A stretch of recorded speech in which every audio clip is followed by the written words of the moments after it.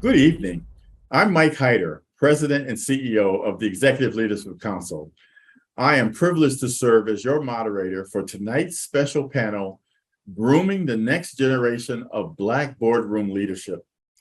In the just released 2022 BE Boardroom Report, Black Enterprise found that companies on the S&P 500 have collectively increased their Black boardroom representation, especially since the announced corporate pledges after the George Floyd tragedy and the related protests that took place around the world. However, there's still thousands of other publicly traded companies across the globe without such representation, and many have not embraced a corporate equity mandate to consider or select diverse candidates at the highest levels. One of the main arguments for inclusion is the need for corporations to embrace new perspectives, achieve greater relevance given the evolving global business environment, and gain diversity of thought around such issues as talent acquisition and development and overall business innovation. Additionally, how we can ensure that younger Black professionals gain access to these opportunities and drive the diversification of board membership in the board selection process. The purpose of this panel is to hold a candid discussion on the expansion of the Black corporate governance pipeline, including providing assistance to young and mid-career Black professionals to gain practical experience and a track record for corporate board service. To dissect these issues, we have a 5-star panel that includes Kimberly Blackwell, the founder and CEO of the PMM Agency, Susan Chapman-Hughes, an independent director at J.M. SmuckerCompany, Toast Incorporated, as well as a former board director for Potbelly Sandwiches, and Guy Primus, the CEO of Valence. Kim, Susan, and Guy, welcome. Hey, Mike. It's Good great to see you, Michael. How's everything? Oh, I'm Good to glad. be Thank here. you. It's good to see everybody. So let's get started. And I wanted to open up with a question to the three of you. Just to tell us about your board experiences and how did you become board ready? Assuming that you are. Susan. So great to be here. Thank you, Mike. So I am now serving on my third corporate board.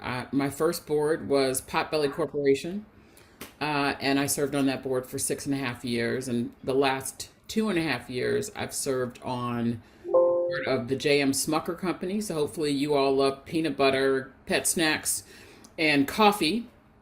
And I also joined pre-IPO the board of Toast.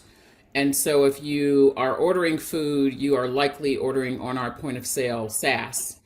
My board journey actually started through ELC, and I happened to be at an ELC meeting where they had decided to start the first corporate board initiative cohort.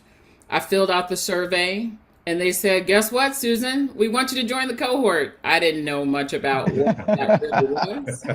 That's how they do it, ELC. Right? You're voluntold, exactly. Yeah, right.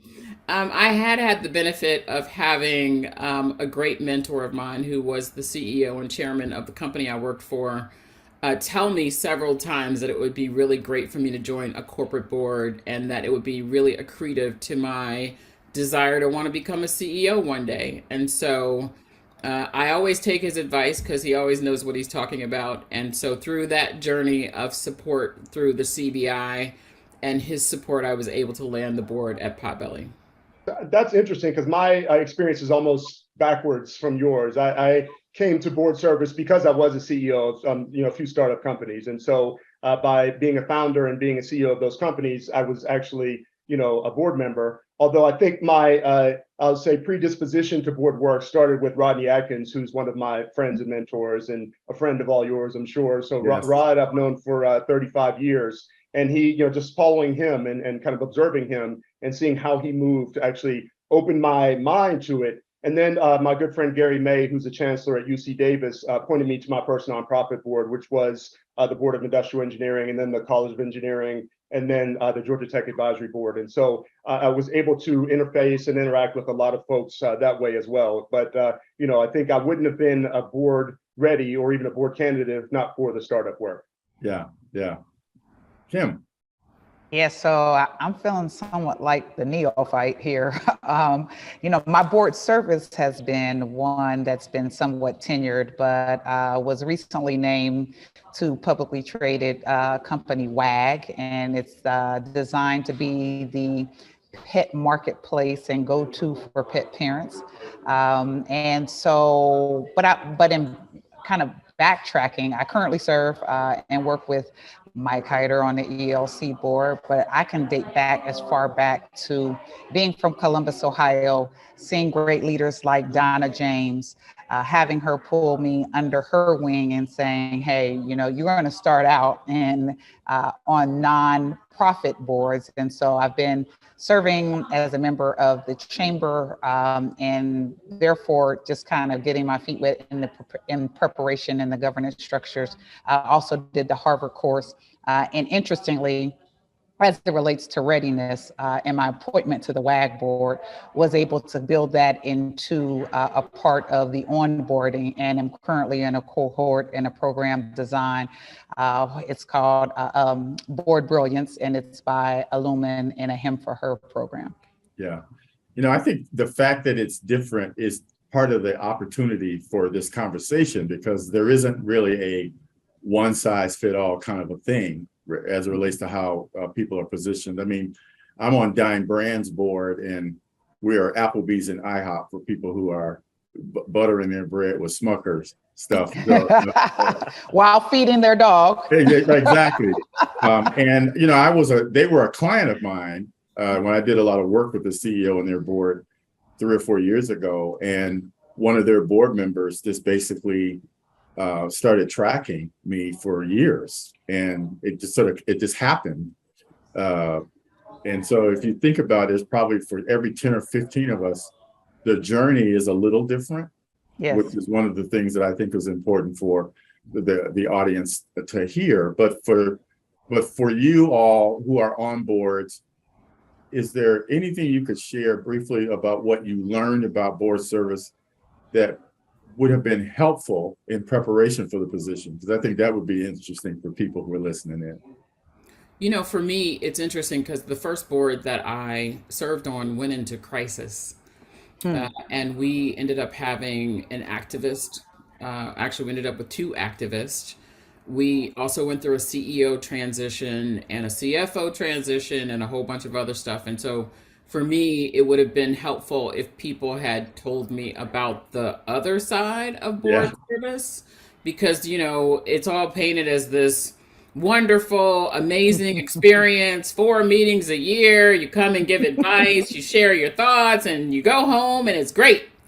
And that actually was not the case. And we ended up, literally having over 40 board meetings in 1 year. Wow. I learned a lot, but boy, I wasn't prepared for that. And I wish it's something somebody would have told me. Wow. Yeah, I think just generally the preparedness, I mean, crisis or not, coming into a board meeting, you need to be thoroughly, I would say, over-prepared, in a lot of respects. And I think that, when you have a 600-page board book or, even a 100-page board book, and, you're counted on to know that material like the back of your hand, right? And to provide guidance. And I think, again, it is very illustrious and kind of exciting to be doing board work. But I think the preparedness is something that I don't think I was quite prepared for when I joined my first board. Yeah. I kind of feel like for me, maybe because I'm just getting into it, I've been fortunate to have asked a lot of questions. And so take, for example, I know Susan, and Susan has been a great sounding board for me in the sense of guidance and counsel. And so, what I would say and encourage is that if you are or do have folks within your network serving, because publicly traded boards are very different than private company boards. And I've had the experience of serving on private, but there were and are some unique differences. And so, I'm really big on kind of the R&D work and asking the questions, and all questions, even down to what is protocol. I mean, so I would over index in the sense of, where is it and who is it that you can safely go to and ask? Yeah. One thing too, Kim, because I happen to know you and your phenomenal business. I mean, you do a lot of work with and advising of board members and CEOs. So even from that vantage point, you have a general sense of what's in everyone's head relative to this, through your active participation in that wonderful business that you have. When you think about the types of corporate directors companies tend to look for, this is the question for the three of you as well. There are types that they tend to look for, and then there are types they should think about looking for. Like, what's your sense of that? Guy, we'll start with you this time. Yeah, I think it's really, I would say most of the board searches that we've been approached for at Valence, right, and now being part of Greenwood, have been, they want someone who is, I would say walks on water, right? They want the public company CEO, and again, Fortune 500 ideally, right? So we know 19 of those, all time, if you're kind of talking about Black folks. Yeah. Well, you only have 5 to choose from now. Right, exactly, just 5, right? You can't, and then you have, the public company CFO, and that's a hot commodity, right now. So I think really unassailable credentials generally is what they're looking for. Someone who's been stamped by someone else, because, again, we're not necessarily at the country club or currently in the boardroom. I mean, we are, right, but not in any representative way, representative of the population. So I think they're looking for those unassailable credentials. I think that what we should be looking for is the opportunity for representation and for growth and innovation, right? Because a lot of things that become pop culture relevant, we initiate, we discover, we popularize, we create.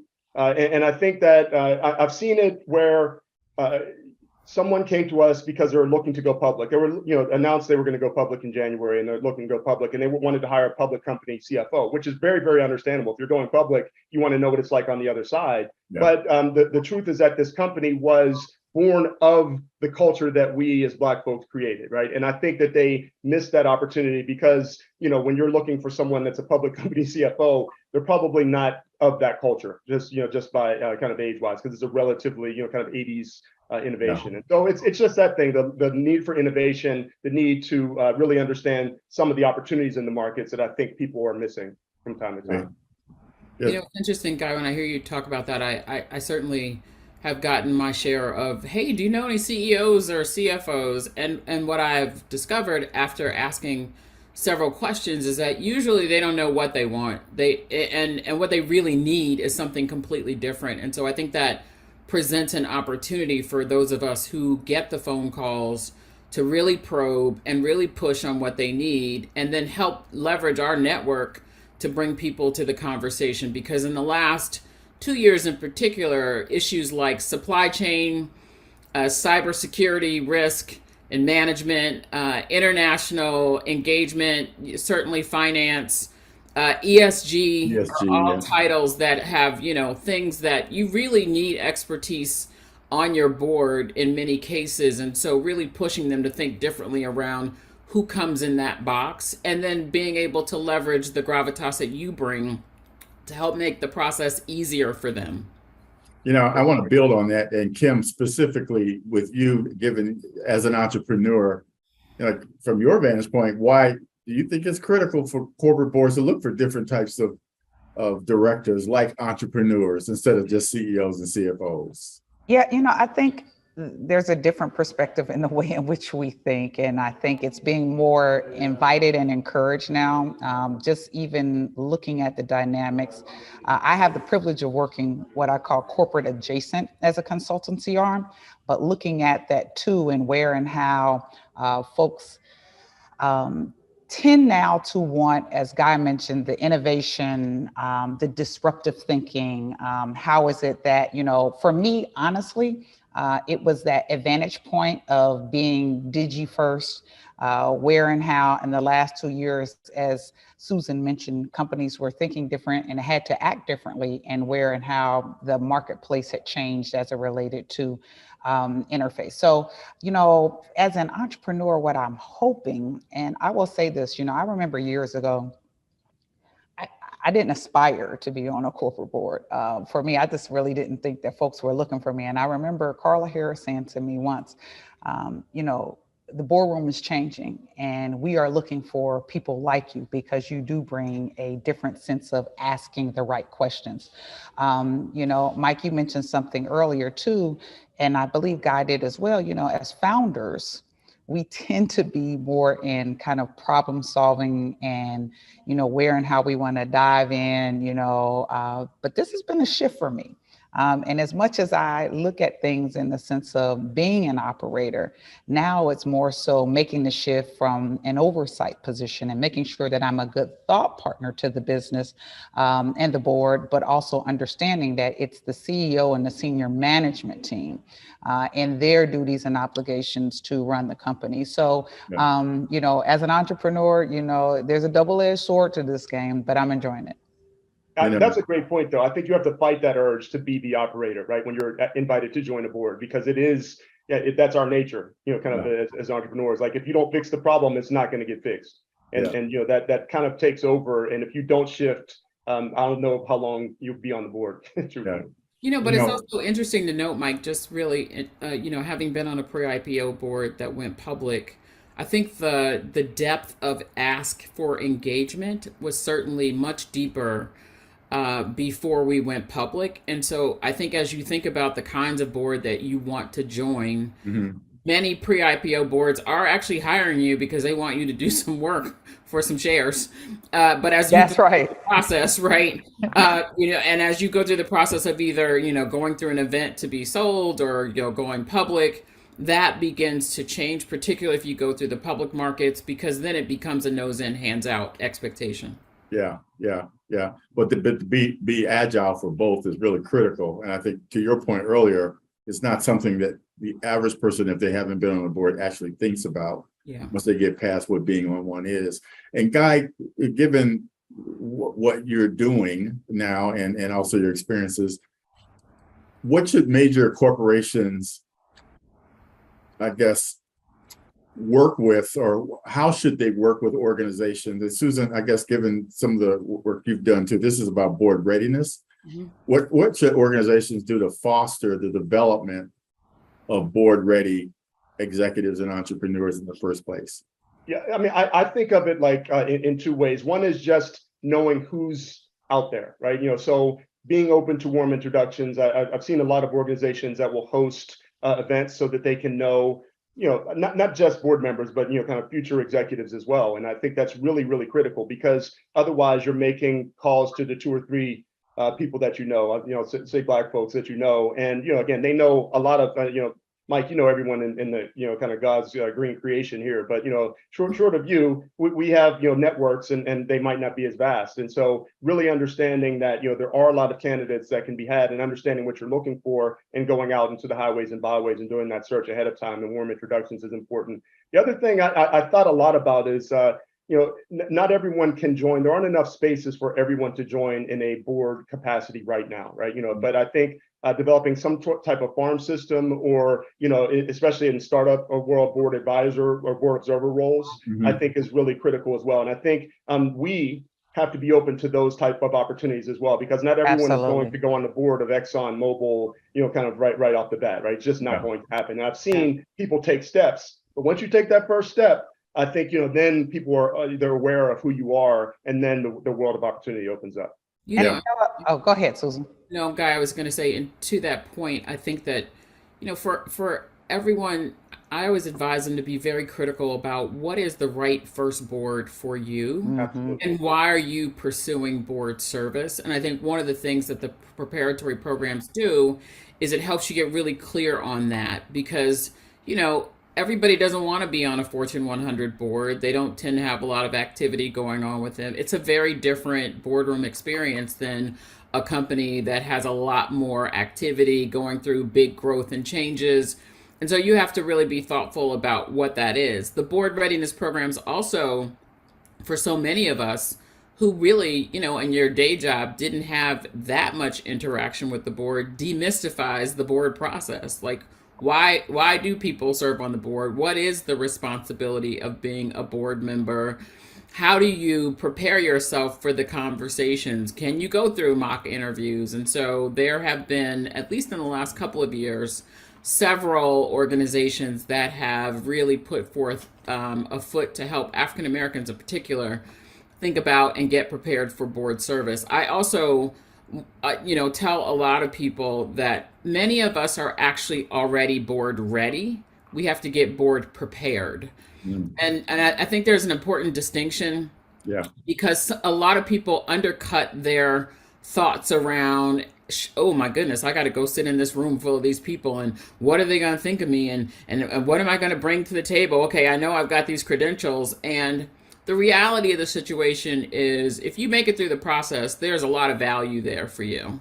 And you should be very thoughtful about making sure that they want you for the value that you're going to bring, not to just check a box and, be a number. Because there are still some companies out there who are like, oops, we don't have a Black person, let's go get one of those. And so you don't want to be that person, but you want to be in a position where you can add value to the board and you can learn something from what's going on in the boardroom, and you can engage and get something out of the process beyond the money, because the money in most cases is not going to make you rich. That's another demystifying view, and will have tax implications. So I was going to say, to pay taxes, that's the biggie. I wish they had told me that one, Susan. Yep, right, exactly. I think the point that Susan made is actually one that is I like to spend a little bit more time there, because for me, remember, and I'm sure for Guy, we didn't hit the traditional slates of the search firms that were doing placement. And so as somewhat of a unicorn and now in this process, I was very intentional and selective. So, while I was receiving calls in the last 2 years, I was equally interested in their intent as well as what it was going to be by way of my interest and our efforts. And so if it felt like there was a box being checked, wasn't at all interested. But I did spend a lot of time in speaking with CEOs to kind of understand some of the unspoken conversations, where and how the company was looking at go forward solutions. Because what we know now in this post George Floyd is that the consumer and the marketplace has a clear conscience. And if you are not looking at it in that way, by way of your business and governance, then really I'm not interested. Mike knows how I sit in boardrooms. Yeah. As very much as I am asking the thoughtful questions, I'm also driving into some areas that I think, allow for opportunity and growth, but also duty and accountability.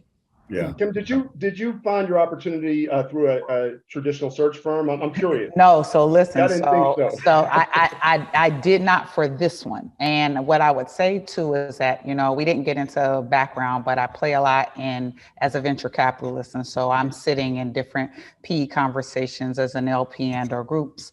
And I actually got it, we don't even have enough time, but I was introduced to a CEO, and it was just kind of one of those things that just happened. But I will say this too, that, I didn't get mine through a firm.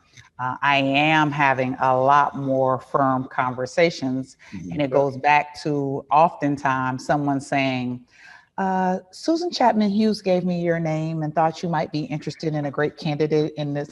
And so again, I do think, we say it all the time, your network can determine your net worth. And I think the currency and the connections is definitely one that plays an advantage. I'm always rep my people. I know that's right.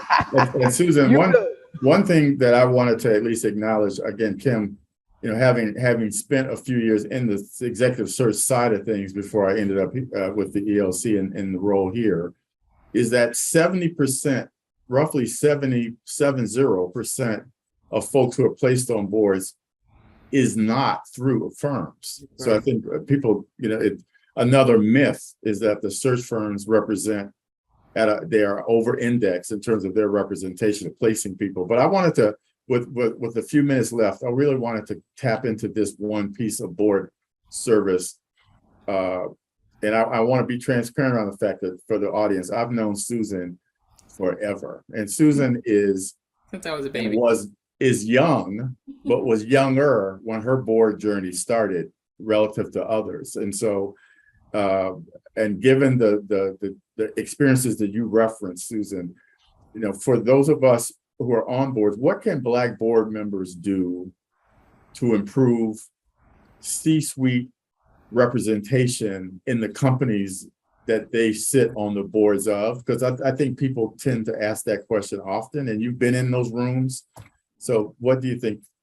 Yeah, well, I mean, look, it's so important that we recognize and honor our power that we gain by being in the boardroom. And so shame on you if you get in the boardroom and you're just sitting there being quiet. So Absolutely. the first thing I would say is you have to figure out like where you're going to pick your spots. You have to ask the questions. And so on all the boards on which I've sat, we have either had a Black executive, or in one case for a company that's been around for a really long time, we are just now getting our first, but it's because I asked the questions. Yeah. I also chair the compensation committee for that company. And so I have the ability to ask more questions and see the succession plans and push on the conversation. And it's really, really critical. So because to the point that Kim made, the future is diverse. And especially if you are delivering products and services to the marketplace, you cannot, as a business, be effective in doing that for communities that are very different than you, unless you have people sitting around the table who can bring that perspective. And that also translates to the supplier relationships. But what we do know is that when a C-suite member who is a Black person gets there, if they are conscious about it, they are going to hire other people that look like them and push the organization to create other opportunities. And let's be really clear, the C-suites are the pipeline for future board members. And so we have to keep pushing on those conversations because it's really critical. Yeah. Thank you. And I think it is important to reiterate the point you just well made, though. Asking questions as a board member and expecting an answer. That's right. That people have to be accountable to does move things a lot more than people realize. And opening your network, because in many cases, it's not that they don't have the intention to want to do it or the will, they just don't know how. And so, using your experience and your gravitas and your network to help them navigate really makes it more of a soft landing and a possibility that they'll hire more as opposed to a painful process. It shouldn't be punitive. It should be something that makes them feel like this is really important for our business. The one question that I wanted to land on at the end, given the audience that is listening in this evening, is when should young professionals start the board readiness process? Like based on what we know now versus what we knew then. Like what are steps that a person should be thinking about? Kim, I'm sorry. No, great question. I think I'll just go back to, my own personal experience. I think, having served on nonprofit boards, I live in Columbus, Ohio. So I was on the Y board. I was, on the Urban Leagues board. I got into an understanding of training and service and governance and committee work, and served on exec and vice chaired these organizations. That was the start. But then making that investment and looking at programs like ELC and others that are available, Santa Clara has a great program now, but it's, you're only going to get out of it in the sense of what you put into it. And, actively working, as Susan mentioned, those networks, but then taking clear advantage early and often to the readiness, I think is what puts others at a clear advantage. Yeah. I would say this, the one good thing that came out of the pandemic for me was that I had my kids around me they're 9 and 15. And they sat in on so many of my calls, and they understand so much more now. I would say that's not too early. My daughter's 9 years old. That's right. And she knows what a board is and what a board does because she's been around me. Great point. Through at Valence, we have a executive development program called Bonds, and we brought in Ron Parker and we brought in Joe Hurd, who went through the Santa Clara preparedness program with me. And hearing those mid-career professionals, kind of shift their mindset for board service was magical, right? It was a small group, but those two gentlemen were very, very powerful and influential. And so we want to continue that. It's not when you kind of are, kind of my age and the gray hair. Well, I actually had 3 gray hairs when I started at Georgia Tech, but that's a different story. But not when the gray hair starts, right? It's really when your parents' gray hair starts. Maybe that's really a probably more opportune time. Yeah. I just have to reiterate it's never too early for them to start. For Parker at lunch, they provide lunch for the kids. And on the first day, she had a bagel with cream cheese and jelly, and it was Smucker's jelly. And she proceeded to make an announcement to the class that her mommy was on the board and chaired the comp committee. That's right. For Smucker's, as which the other kids looked around and were like, "What are you talking about?" But the teachers called me and said, "Do you know? Are you on the board of Smucker's?" I said, "I am." So it's never too. But didn't just say the board, said the committee. Oh my girl. Exactly. That her mother chairs. Okay. That's right. But that warms my heart, especially considering the journey that we've all been on as a people. That's part of it right there. Is because you're right. Being board ready is one thing. Being board aware is another, and being known. I just also, to add to what's been said earlier, to be serious about, you impress people with good work that creates mentors that you've all referenced, and also be known for significant contributions in whatever space you happen to be in, and be intentional about that, as opposed to just operating in isolation, because people want someone that's going to be additive to the board as opposed to someone who's just going to sit there. But I also wanted to reiterate in closing too, and you all referenced this, but to be direct, we have a responsibility once we're on the board for our voices to advance, making it better for people like us too, versus just ceremonially being excited about being at the table and not advancing that dynamic. As long as I had the microphone, that had to be said. You know what I mean? No, I'm glad you said it, because I have a real problem with the only one syndrome, and folks getting very comfortable and celebrating being the only one, or even us 4 and no more, right? So I think yeah, absolutely. Mike, I appreciate that sentiment. Well, this has been a fascinating and enlightening conversation, Hey, Mike, you said you've known Susan forever. I just want to go on record. I've known Susan longer. Okay. Well, high school. That's right. Yeah. Cincinnati, Ohio. I've known her longer. High school. Okay, I'm sorry. Well, I'm going to jump in. I've known Susan's husband since we were in grade school, right? So we're all connected. I love that. I think that's also important. My reputation as the great connector continues. Exactly. This was great.